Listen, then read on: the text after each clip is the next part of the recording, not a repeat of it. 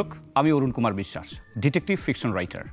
আপনাদের আমন্ত্রণ জানাই ব্যাংক অফ নিবেদিত বই ভালোবাসি তোমার অনুষ্ঠানে। আপনারা জানেন, আমাদের এই অনুষ্ঠানে আমরা প্রতি পর্বে একজন লেখককে আমন্ত্রণ জানাই, তার সঙ্গে তুমুল আড্ডা জমে ওঠে। আমাদের এবারের আড্ডার মধ্যমণি মুস্তফা মনন, লেখক এবং পরিচালক। ভাইয়া কেমন আছেন? জি আলহামদুলিল্লাহ, ভালো আছি ভাই। আপনাকে দেখেই আমার একটা হাস্যোদ্দীপ্ত যে অ্যাটিটিউড, এটা আমাকে খুব আশাবাদী করছে। আপনাকে পেয়ে খুব ভালো লাগছে। আমরা প্রথমেই জানতে চাই আপনার লেখালেখি বিষয়। আচ্ছা, আমি এই বইমেলা দিয়ে শুরু করি, যেহেতু বইমেলা কেন্দ্রিকই তো আমাদের বাণিজ্যটা একটু বেশি, আর এই অনুষ্ঠানটা এই বইমেলায় এসছে আমার একটা নতুন উপন্যাস, তার নাম শাহজালাল। আমরা শাহজালাল বলতে আমরা হযরত শাহজালাল রাদিয়াল্লাহু আনহুকে বুঝি, যিনি সিলেটে আছে, সাহিত্য আছেন, আধ্যাত্মিক পুরুষ।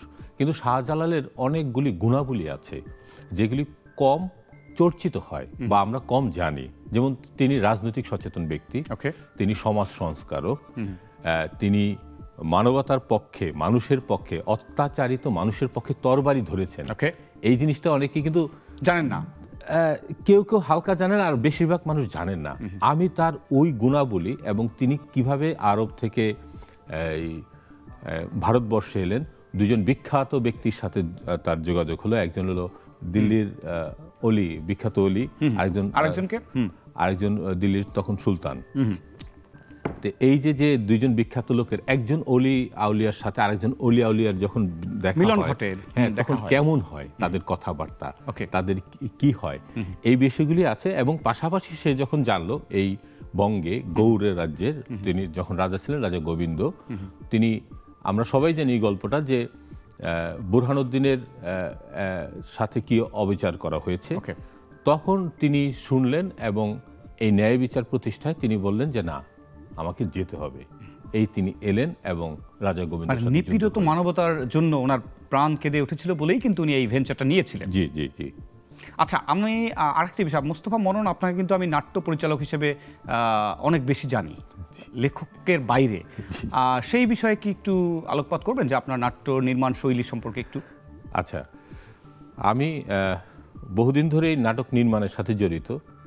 তো সিঙ্গেল নাটক, সিরিয়াল নাটক এবং দীপ্ত টেলিভিশনের একটা জনপ্রিয় নাটক ছিল তখন প্রচলিত, পালকি। ওটার 700-750 পর্ব অনেকগুলো। ওটার আমি শুরুতে প্রডিউসার ছিলাম, পরে ডিরেক্টর। আর এরপরে আমি অনেকগুলো নাটক করেছি। তো নাটক লেখা এবং পরিচালনা করা এটা আমার পেশা। আর পাশাপাশি যেহেতু লিখতে ভালোবাসি, তো আমি চেষ্টা করি প্রতি বছর একটি করে উপন্যাস বা একটি করে কিছু একটা বই আনার। ওই জন্যই এই দুইটা সমান্তরালভাবে। দারুণ। আমার মনে হয় যখন একজন নাট্য নির্মাতা কিছু লিখবেন, একজন কবি যখন কোনো গদ্য লেখেন, সেটা কিন্তু অন্যরকম ছান্দসিক হয়ে ওঠে। সো আপনি তো জানেন যে নাটকীয়তা কোথায়, সেটি যখন আমাদের গদ্যে বা লেখায় চলে আসে, এটা অনেক বেশি উপাদেয় হয় বলে আমি মানি, নাকি? হ্যাঁ, তা ঠিক। এই নাট্যকার বা চিত্রনাট্যকার, আমি সিনেমার স্ক্রিপ্টও করেছি, সেটা সরকারের অনুদান পেয়েছেন, জামদানি। তো এটা মুক্তির অপেক্ষায়। তো চিত্রনাট্যকাররা যখন উপন্যাস লিখে, এখানে একটা মজার বৈশিষ্ট্য থাকে, কারণ ডায়ালগ এবং সবকিছু নাটকীয়তার মধ্য দিয়ে তারা ছকে ফেলতে পারে। আবার কেউ কেউ ব্যতিক্রমও করেন। হ্যাঁ, তো আমার লেখায় যারা সমালোচনা করেন বা যারা পাঠ করেন, ওনারা ওনাদের মতে যে আমার লেখা ওই ম্যাজিকটা নাকি আছে। ভেরি গুড, নাকি থাকতেই হবে, এটা না হলে কিন্তু ব্যাপারটা অনেকটা ক্লিশে হয়ে যায়, অনেক বর্ণনামূলক। এগুলো কিন্তু আজকালকার পাঠকরা খুব একটা পড়তে চায় না। এটা আমার অবজারভেশন আর কি। একদম ঠিক বলেছেন, কারণ মানুষ এমনিতেই বই পড়ে না, তারপরে যদি কমল কুমার মজুমদারের মতন অনেক বড় বর্ণনাত্মক হয়, তখন তারা বোর্ড ফিল করে। ট্রু। এবং এখানে একটা মজার কথা আপনি ইঙ্গিত করলেন, যে আমাদের বর্তমান সময়ে পঠন পাঠন অনেকটা কমে যাচ্ছে বলে আমরা শব্দ শুনতে পাই। তো এ বিষয়ে আপনি কি আশাবাদী বা কিছু আশাবাদী কি? আমি না এইটার সম্পর্কে অত ভালো বলতে পারবো না, কিন্তু আমি আমার নিজের সাথে নিজের একটা বোঝাপড়া আছে। বোঝাপড়াটা এমন যে মানুষ এখন খুব অল্পতে সর্বোচ্চ তৃপ্তি পেতে চায়। ওই সর্বোচ্চ তৃপ্তির জন্য, ধরেন আপনি এখান থেকে কুয়াকাটা যাবেন, তখন আগে খুব কঠিন রাস্তা ছিল, এখন তো হাইওয়ে। হ্যাঁ, ওই সময় ওই যারা ভ্রমণ পিপাসু অ্যাকচুয়ালি তারা যেতেন। হ্যাঁ, আর এখনকার মানুষ এখন গিয়ে এখনই ফান করবে, এখনই চলে আসবে, এটাই শর্টে।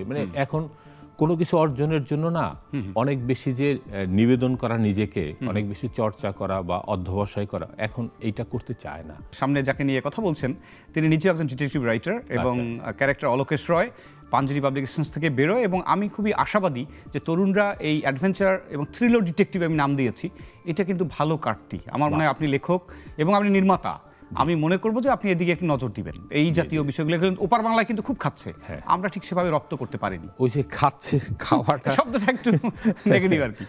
নেগেটিভ, খেলে তো বদহজম হয়, তবে পাঠক পছন্দও করছে, কারণ আমাদের এখানেও বেশ কয়েকজন থ্রিলার রাইটার দাঁড়িয়েছেন যাদের ওপার বাংলায়, মানে ওপার বাংলা এপার বাংলা তো না, পাঠকের তো সাধারণত আমাদের দেখেন, আমাদের প্রায় বলা হয়ে থাকে 30-35 কোটি বাঙালি, তো আমরা তো চর্চা বাংলাই করি, অন্য একজন 2-3টা ভাষা জানতেই পারে, কিন্তু বাংলা ভাষায় ওইভাবে থ্রিলার লেখক ছিল না। আপনি যে ডিটেকটিভটা লিখছেন এগুলি কিন্তু ভালো, আরো মানুষ যদি, আরো লেখকরা যদি এই জনরাটায় কাজ করে একদম, তখন কিন্তু আমাদের স্বকীয়তা দাঁড়িয়ে যাবে। ট্রু, আমি সেটাই চাই।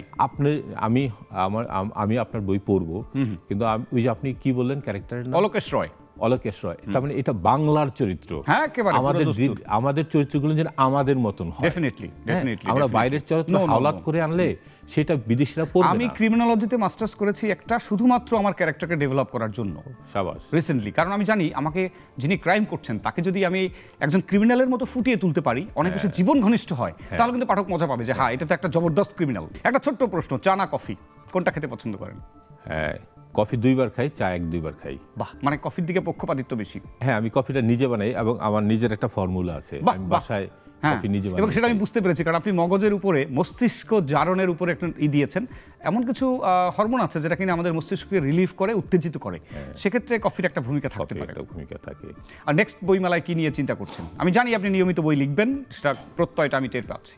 আচ্ছা, নেক্সট বইমেলায় আমার হয় কি, 2-3টা কন্টেন্ট নিয়ে আমি ঠিক গুছাই। ওকে, গুছাতে একসময় নিজের সাথে নিজের একটা বোঝাপড়া হয় যে এই বইমেলায় এইটা চলে আসবে, সেটা হয়তো মাঝামাঝি সময় গিয়ে আমি সিদ্ধান্তটা কনফার্ম করতে পারি।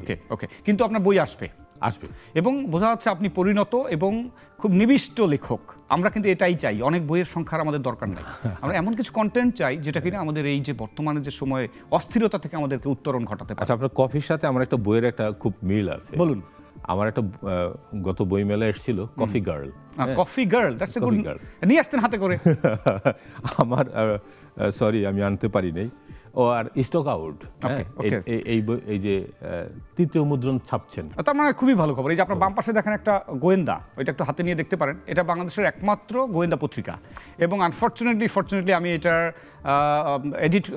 এডিটর, এবং আমি চেষ্টা করি যে বছরে বেশ কয়েকটা আসুক। এই যে আপনি মাঝখানে আপনি আপনার বইয়ের কথা বললেন বা আপনি কি জনরায় লেখেন সেটা বললেন, এই যে কমিউনিকেশন করলেন বলেই আমি কিন্তু জানতে পারলাম। আগে আমরা লেখকদের খোঁজ করতাম যে কে কোন লিখে, কিভাবে লিখে। আমরা শহীদুল জোহরকে খুঁজে বের করেছি, আমরা আরো অনেককে খুঁজে বের করেছি যারা নিভৃতচারী লেখক ছিল।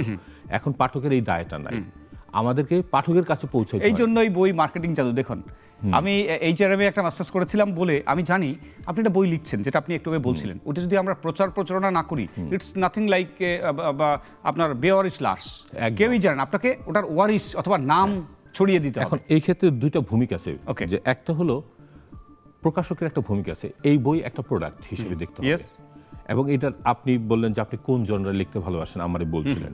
তার মানে আমি যেই জনরা লিখি, আমি যদি ঐতিহাসিক লিখি বা ডিটেকটিভ লিখি বা থ্রিলার লিখি, হ্যাঁ, বা রোমান্টিক লিখি, তা আমার ওই জনরার যে পাঠক আছে তারা কারা, তাদের কাছে পৌঁছানোর ব্যবস্থা নিতে হবে।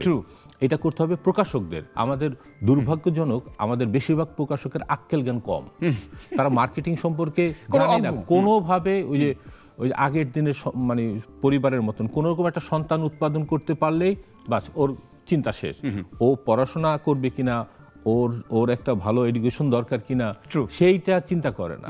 তো আমাদের প্রকাশনার তাদেরও শিক্ষিত হতে হবে ডেফিনেটলি, প্রথমত। দ্বিতীয়ত হলো লেখকদেরও তাদের একটা বেস তৈরি করতে হবে। সেটা আমি করি, আমি প্রকাশককে ঘুমোতে দেই না যে ভাই আমি লিখেছি, কষ্ট করেছি, এটা আপনাকে হাতে তুলে দিয়েছি, ইট ইজ ইয়োর ডিউটি যে আপনি এটাকে পাঠকদের কাছে পৌঁছাবেন কিনা। একদম। অর্থাৎ এখানে লেখক, পাঠক, প্রকাশক, পাঠকদেরও একটু চোখ কান খোলা রাখতে হয় যে কি লিখছি, কি পড়বো, তার রুচিরও একটা ব্যাপার সেইটা থাকে। তো তারা তো উন্নত পাঠক, তাদেরকে অবশ্যই সালাম, হ্যাঁ, কিন্তু সবার তো এত ঠেকা পড়ে নাই। ঠিক। অতএব তাদের কাছে সংবাদটা পৌঁছাতে হবে, সে নিবে কি নিবে না সেটা তার চয়েস। অর্থাৎ লেখক, প্রকাশক যুথবদ্ধ যুদ্ধ চাই। একদম। মনন ভাই, আপনাকে অশেষ ধন্যবাদ। আমাদের এই ছোট্ট আড্ডা জমজমাট ছিল, আপনি এসেছেন, আমরা ধন্য হয়েছি। প্রিয় দর্শক, আমাদের আজকের আড্ডা এখানেই শেষ করছি। আবার আপনাদের সঙ্গে দেখা হবে নতুন কোনো পর্বে অন্য অতিথি নিয়ে। সে নাগাদ ভালো থাকুন, সুস্থ থাকুন এবং অবশ্যই বইয়ের সঙ্গে থাকুন।